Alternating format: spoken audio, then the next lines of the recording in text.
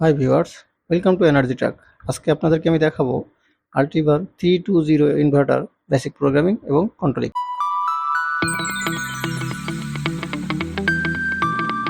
প্রথমেই আমরা inverter পাওয়ারটাকে on করে দিব।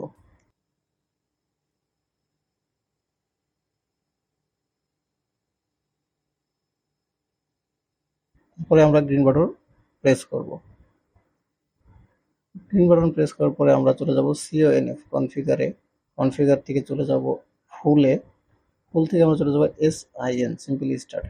থেকে TCC-তে গিয়ে আমরা ওয়্যার সিলেক্ট করে নেব। আমরা 2 ওয়্যার কন্ট্রোল করব না 3 ওয়্যার কন্ট্রোল করব। যারা 2 ওয়্যার করবেন তারা 2C এবং যারা 3 ওয়্যার কন্ট্রোল করবেন তারা 3C সিলেক্ট করে নেবেন। দেন তারপরে আমরা চলে যাব CFC-তে। CFC থেকে আমরা STS-টাই রাখবো। তারপরে চলে যাব আমরা VFR motor standard frequency 50 hertz. VFR থেকে চলে যাব আমরা NPR মোটর পাওয়ার। মোটরের যে কিলোওয়াট সেই কিলোওয়াটটা আমরা এখানে দেব। তারপরে চলে যাব UNS মোটর ভোল্টেজ, তারপর NCR motor rated current, FRS motor rated frequency আমরা এখানে দেব।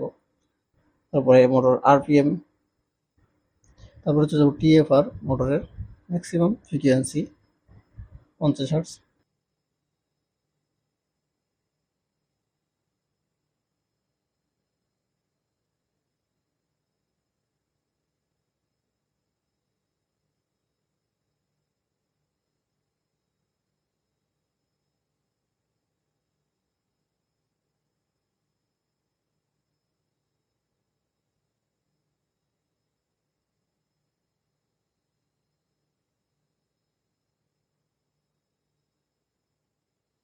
তারপর চলে যাব আমরা ITH মোটর থার্মাল কারেন্ট। তো মোটর থার্মাল কারেন্ট আমরা মোটরের যে রেটেড কারেন্ট সেটাই সেট করে দিব।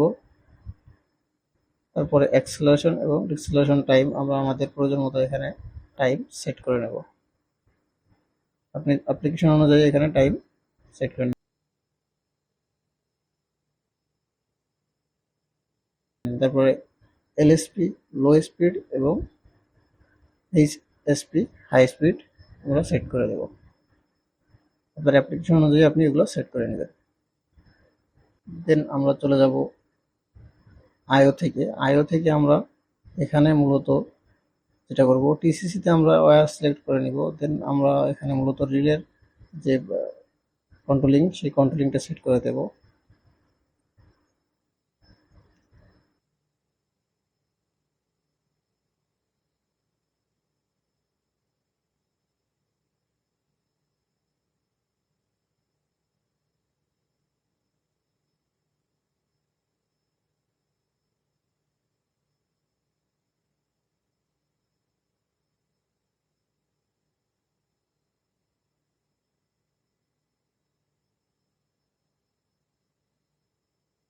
এখানে আমরা R1 এ গিয়ে R1-এ আমরা ড্রাইভ রানিং দিয়ে দেব এবং R2-তে ড্রাইভ ফল্ট দিয়ে দেব।